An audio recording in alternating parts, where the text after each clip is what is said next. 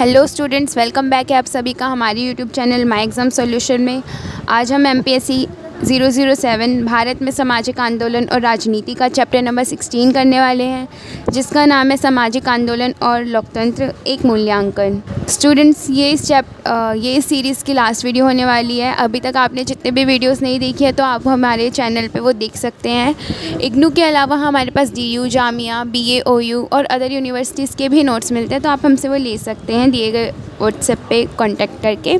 आइए देखते हैं हम इस वीडियो में क्या क्या टॉपिक्स को कवर करने वाले हैं। सबसे पहले हम जानेंगे कि लोकतंत्र का अर्थ क्या है। उसके बाद हम देखेंगे औपचारिक लोकतंत्र की सीमाएं क्या क्या होती हैं। उसके बाद हम देखेंगे कि जन राजनीति क्या होती है और जन आंदोलन क्या होते हैं। इसके बाद भारत में लोकतंत्र और सामाजिक परिवर्तन। इसके बाद हम देखेंगे बढ़ती अपेक्षाएं, निराशा एवं लोकतंत्र प्रणाली, मतलब भारत में कैसे अपेक्षाएं बढ़ी है, निराशा मिली और लोकतंत्र प्रणाली में क्या क्या चेंजेस हुए हैं वो सब। इसके बाद हम देखेंगे कि आंदोलन और लोकतंत्रीकरण क्या है। और इस वीडियो का लास्ट टॉपिक होने वाला है लोकतंत्र विरुद्ध आंदोलन, मतलब लोकतंत्र के विरुद्ध जो आंदोलन हुए हैं वो। आइए शुरू करते हैं। सबसे पहले अगर हम देखें लोकतंत्र का अर्थ, अगर हम लोकतंत्र के अर्थ की बात करें तो लोकतंत्र एक ऐसी शासन प्रणाली है जिसमें शक्ति का प्रमुख स्रोत जनता होती है। इसमें नागरिकों को सरकार बनाने, नीतियों पर प्रभाव डालने और प्रशासन के निर्णय में भाग लेने का अधिकार होता है। बेसिकली आप सभी को ये पता है कि लोकतंत्र क्या होता है। लोकतंत्र मतलब लोगों का शासन। जिस भी देशों में लोगों का शासन होता है और मतलब कि जहाँ पर भी जो सरकार होती है वो लोगों द्वारा चुनी जाती है। लोगों से ही जो मेन पावर सोर्स है वो आता है, उस जगह पे लोकतंत्र स्थापित होता है।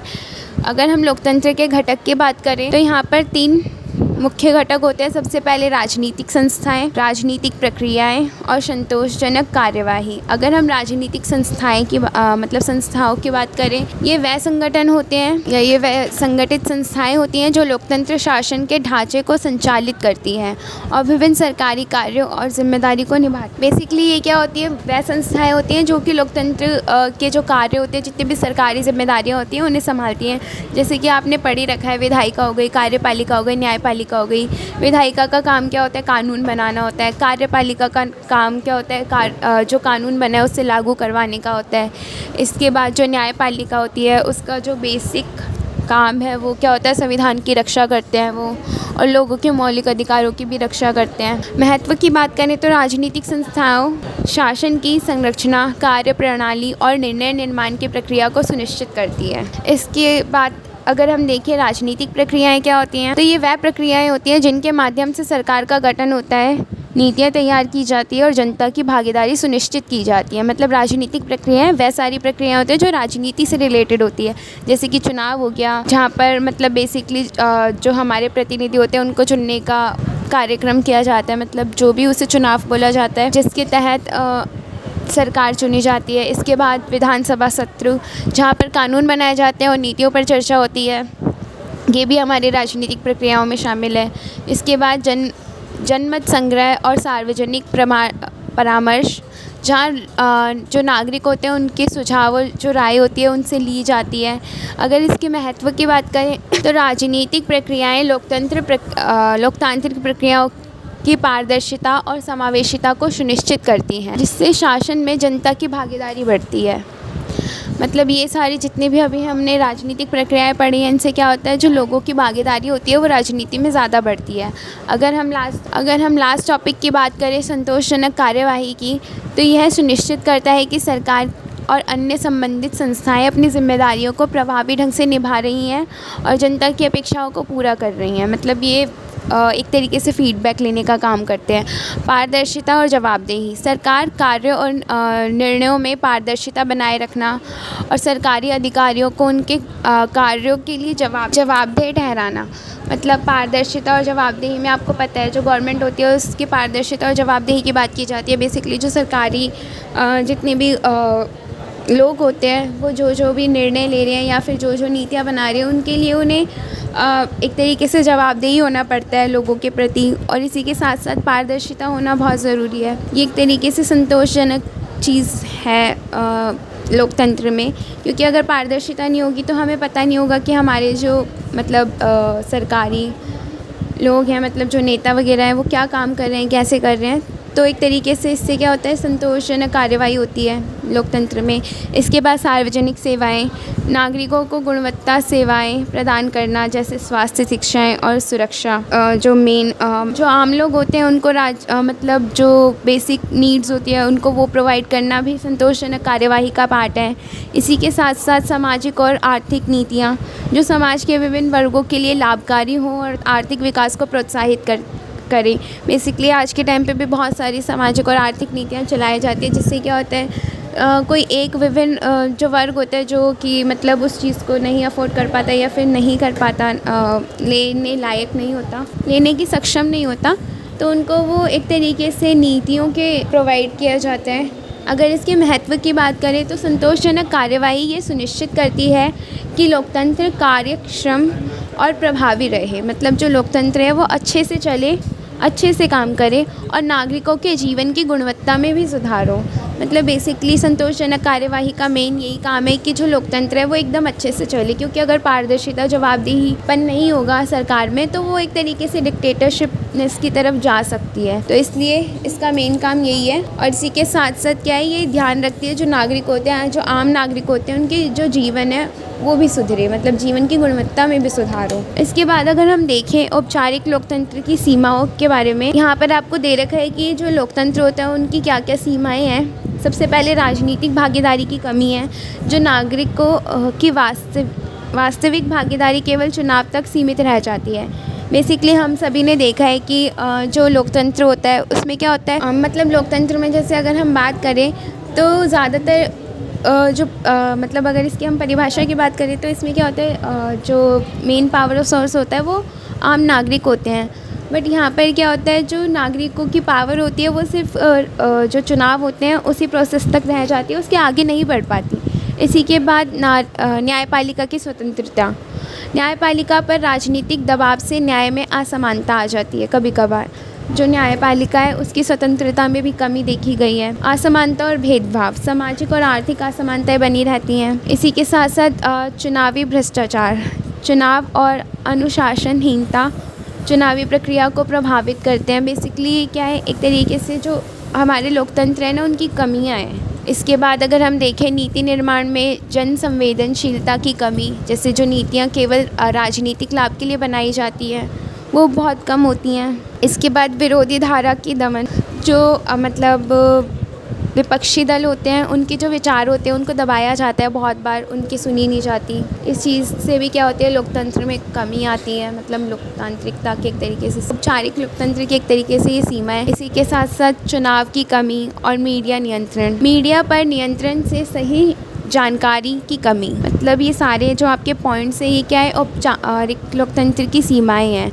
जैसे राजनीतिक भागीदारी में जो लोग होते हैं उनकी कमी हो जाती है, न्यायपालिका की स्वतंत्रता में कमी है, उस पर क्या है जो अन्य राजनीतिक दल होते हैं या अन्य जो राजनीतिक संस्थाएं हैं वो दबाव बनाकर रखती है। भेदभाव हो जाता है, असमानता देखी जाती है, भ्रष्टाचार होता है।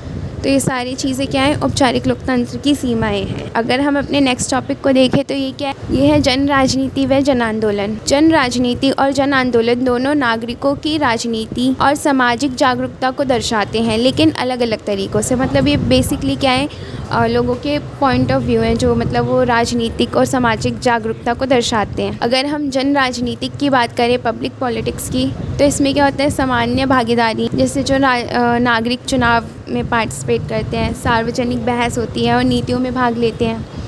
लोकसभा और विधानसभा चुनाव, प्रतिनिधियों का चुनाव, जो मतलब प्रतिनिधियों का जो चुनाव प्रोसेस होता है उसकी बात की गई है इधर। सार्वजनिक विमर्श, मुद्दों पर चर्चा करना और बहस करना। अगर हम जन आंदोलन की बात करें, पीपल्स मूवमेंट की, तो सामाजिक आंदोलन जैसे कि सामाजिक न्याय और समानता के लिए जो होते हैं हमने पढ़ रखे हैं। राजनीतिक आंदोलन हमने पढ़ रखे हैं, जो राजनीति में शासन प्रणाली में जो सुधार की मांग करते हैं वो सारे हमारे राजनीतिक आंदोलन में आ जाते हैं।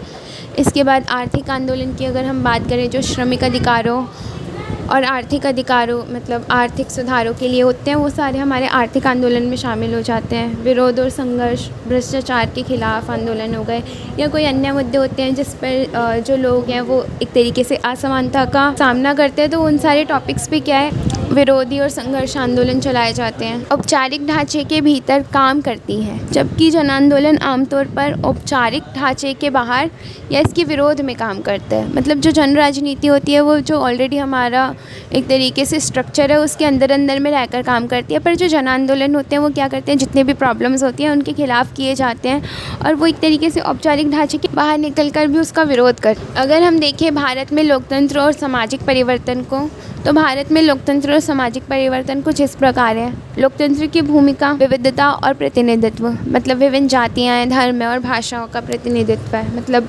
लोकतंत्र में हमने देखा है कोई भी एक स्पेशल जाति या धर्म या भाषा का प्रतिनिधित्व नहीं है, सारे लोग समानता के साथ रहते हैं। इसके बाद चुनाव और जनप्रतिनिधि, नीतियों और योजनाओं के लिए प्रतिनिधि चुनना, संविधान और अधिकार, नागरिकों को बुनियादी अधिकारों और स्वतंत्रताएं देना, तो ये हमारे क्या लोकतंत्र की भूमिका में शामिल हो जाए। अगर हम देखें सामाजिक परिवर्तन, तो शिक्षा और जागरूकता एक तरीके से सामाजिक परिवर्तन का पार्ट है। आर्थिक सुधार हो गए जिसमें गरीबों और जो हाशिए लोग, मतलब जो बहुत सताए हुए लोग होते हैं, उनके लिए सुधार के काम किए जाते हैं। शिक्षा और जागरूकता में शिक्षा और जागरूकता बढ़ाई जाती है लोगों में। लिंग समानता और अधिकार, जैसे जो जेंडर इनइक्वालिटी है उसको कम करने की बात की जाती है और इक्वल राइट्स देने की बात की जाती है सामाजिक परिवर्तन में। विरोध और आंदोलन हो गए या फिर सामाजिक न्याय हो गए, जैसे कि जो सार्वजनिक विरोध और आंदोलन की स्वतंत्रता, ये भी एक तरीके से सामाजिक परिवर्तन का ही पार्ट है।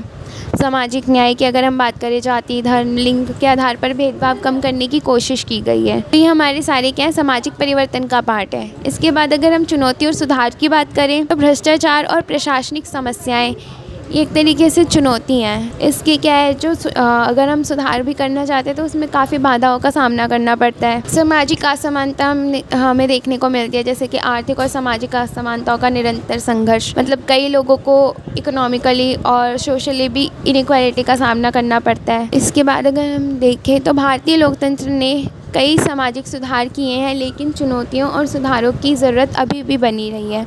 मतलब ऑलरेडी जो भारत में लोकतंत्र है उसने काफ़ी सुधार करा है पहले से अगर हम देखें, बट अभी भी काफ़ी क्या है, सुधार की ज़रूरत है। बढ़ती अपेक्षाएं, निराशा एवं लोकतंत्र प्रणाली। तो बढ़ती अपेक्षाओं में क्या दे रखा है, बेसिकली समाज में बढ़ती अपेक्षाएं और उम्मीदें सरकार से अच्छे प्रशासन, सामाजिक न्याय और आर्थिक अवसरों की होती है। यह अपेक्षाएं समय के साथ और अधिक बढ़ती जाती हैं, खासकर जब लोग अपने अधिकारों और सेवाओं के प्रति अधिक जागरूक होते हैं। तो अपेक्षाएं बेसिकली जो एक तरीके से एक्सपेक्टेशंस होती हैं लोगों की, वो धीरे धीरे बढ़ती रहती है। वो बढ़ती क्यों है, क्योंकि वो सरकार से अच्छे प्रशासन की मांग करती हैं, सामाजिक और न्याय की बात करती है, मतलब मांग करती है, और आर्थिक अवसरों की भी मांग करती है, जिससे क्या है वो अपना जो जीवन का स्तर है वो अच्छे से बढ़ा पाएँ। और अगर मतलब जो एक्सपेक्टेशंस है वो ज़्यादा तब बढ़ती हैं जब ऑलरेडी उन जो लोग होते हैं उनको अपने राइट्स के बारे में पता होता है। आपने देखा होगा जहाँ पर लोगों को लैक ऑफ नॉलेज होता है, मतलब नॉलेज नहीं होता इतनी, तो वहाँ पर इतने आंदोलन नहीं होते हैं। पर जहाँ पर लोगों को पता है उनके राइट्स क्या हैं, तो वहाँ पर वो लोग अपने हक़ के लिए आवाज़ उठाते, तो वही चीज़ इसमें बोली। इसके बाद अगर हम निराशा की बात करें, जब अपेक्षाएं पूरी नहीं होती हैं या सरकार की नीतियों और प्रशासनिक कार्य असंतोषजनक होते हैं, तो नागरिकों में निराशा और असंतोष उत्पन्न होता है। यह निराशा चुनावों में नकारात्मक मतदान, विरोधी प्रदर्शन और सामाजिक आंदोलन के रूप में प्रकट हो सकती है। अब बेसिकली जो एक्सपेक्टेशंस होती हैं जब वो पूरी नहीं हो पाती, तो लोगों को क्या है, निराशा हाथ में लगती है।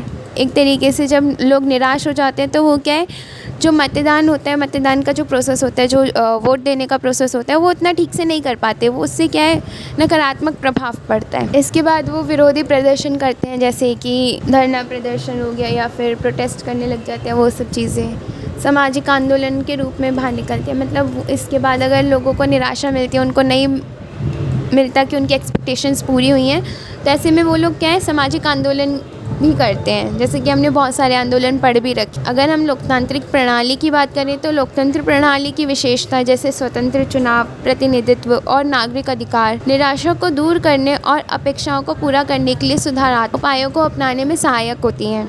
हालांकि यह प्रणाली कभी कभी मुद्दों और चुनावी प्रक्रियाओं, अगर हम देखें आंदोलन और लोकतंत्रीकरण, तो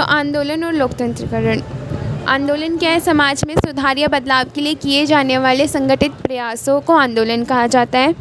यह आंदोलन लोकतांत्रिक प्रक्रियाओं के भीतर या बाहर हो सकते हैं और ये सामाजिक हो सकते हैं, राजनीतिक हो सकते हैं, आर्थिक हो सकते हैं, जो कि इन सब जो ये आंदोलन होते हैं वो लोकतांत्रिक प्रक्रियाओं के भीतर और बाहर हो सकते हैं और सामाजिक, राजनीतिक और आर्थिक बदलाव की दिशा में काम करते हैं। बेसिकली जो आंदोलन होते हैं हमने पढ़ रखा है अभी तक, ये क्या है, समाज में सुधार के लिए काम करते हैं। मतलब समाज में सुधार करने के लिए लोग क्या होते हैं, संगठित होकर एक तरीके से प्रयास करते हैं, जिससे क्या है समाज और अच्छा हो सके, सकारात्मक रूप में डेवलपमेंट हो पाए उसका।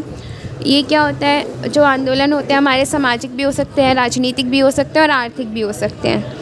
इसके बाद अगर हम देखें लोकतांत्रिकरण को, तो लोकतांत्रिकरण वह प्रक्रिया है जिसमें शासन प्रणाली में अधिक लोकतांत्रिक तत्व जोड़े जाते हैं, जैसे कि चुनावी सुधार, न्यायपालिका की स्वतंत्रता और नागरिकों की अधिक भागीदारी। यह प्रक्रियाएं समाज में अधिक समानता और न्याय सुनिश्चित करने के लिए होती। इसके बाद अगर हम देखें लोकतंत्र विरोध आंदोलन, तो ये आंदोलन ऐसे होते हैं जो मौजूदा लोकतांत्रिक प्रणाली के खिलाफ होते हैं या इसके मूल सिद्धांतों को चुनौती देते हैं।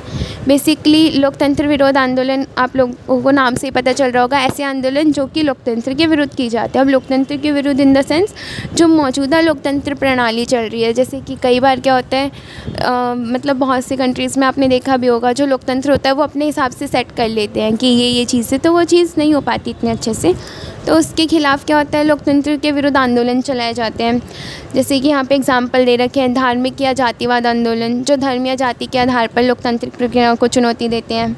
संसदीय और चुनावी भ्रष्टाचार के खिलाफ आंदोलन, जो मानते हैं कि मौजूदा लोकतंत्र प्रणाली भ्रष्टाचार और अन्य मतलब जो अन्याय होता है उसको बढ़ावा दे रही है। विरोध और आतंकवादी गतिविधियाँ, जो लोकतंत्र प्रणाली का उखाड़ फेंकने की कोशिश करती हैं और अस्थिरता फैलाती हैं। मतलब ये सारी चीज़ें क्या होती हैं, इन सारी चीज़ों के बेसिस पे लोकतंत्र के विरुद्ध आंदोलन चलाए जाते हैं। अगर लोगों को धार्मिक और जातिवादी रूप से इक्वालिटी नहीं मिल रही, या फिर उन्हें लग रहा है कि संसदीय या चुनावी प्रणाली में भ्रष्टाचार हो रहा है काफ़ी, और जैसे आतंकवादी गतिविधियाँ हो जाती हैं कई बार, तो उसके खिलाफ भी कई आंदोलन चलाए जाते हैं, जो कि जो मौजूदा लोकतांत्रिक प्रणाली होती है उसके खिलाफ होते हैं। बेसिकली जो सरकार होते हैं ना, जो मूल सिद्धांत होते हैं उनको डायरेक्ट चुनौती देते हैं। इन आंदोलन का उद्देश्य अक्सर लोकतंत्र को कमज़ोर करना या पूरी तरह से बदलना होता है। यहाँ पर कमज़ोर करने का मतलब अच्छे लोकतंत्र को कमज़ोर करने से नहीं है, जो लोकतंत्र अच्छे रूप से नहीं चल रहा उसे बदलने की बात की गई है इधर, और ये समाज में अस्थिरता और संघर्ष का कारण भी बन सकते हैं। ये वीडियो यहीं पे ख़त्म होती है। अगर आपको कोई भी डाउट हो तो आप हमें कमेंट सेक्शन में पूछ सकते हो। Thank you so much.